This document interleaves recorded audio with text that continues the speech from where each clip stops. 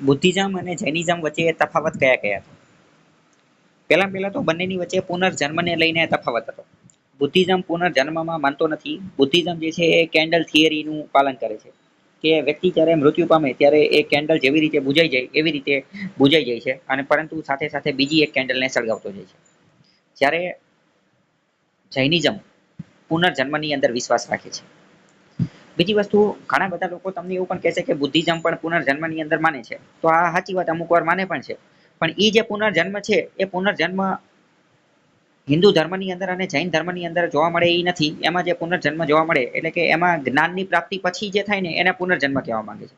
મતલબ કે બુદ્ધ જે છે એ પહેલા ગૌતમ હતા, પહેલા સિદ્ધાર્થ હતા, પરંતુ એમને જ્ઞાન મળી ગયું, ઇનલાઇટનમેન્ટ, અતિ જ્ઞાનની જે પ્રાપ્તિ થઈ ગઈ પીપળના વૃક્ષની પછી, એની પછીનું એમનું જે જીવન હતું એને પુનર્જન્મ કહે છે. તો બુદ્ધિઝમમાં આ કોન્સેપ્ટ પણ એ કોન્સેપ્ટનો પુનર્જન્મનો અલગ છે. બીજી વાત કરીએ આત્મા.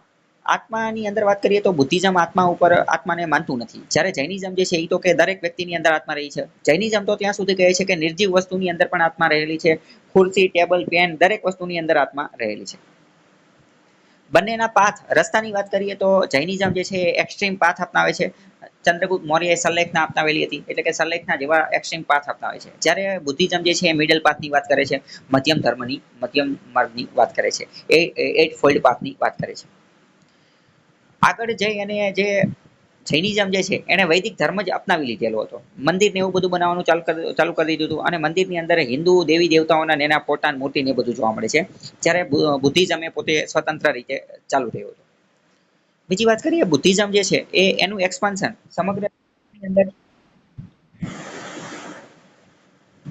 સમગ્ર એશિયાની અંદર અને બીજે પણ ઘણા બધે જે છે એ જોવા મળે છે. જ્યારે જૈન ધર્મ જે છે એ ભારત પૂરતો જ સીમિત રહી ગયો હતો.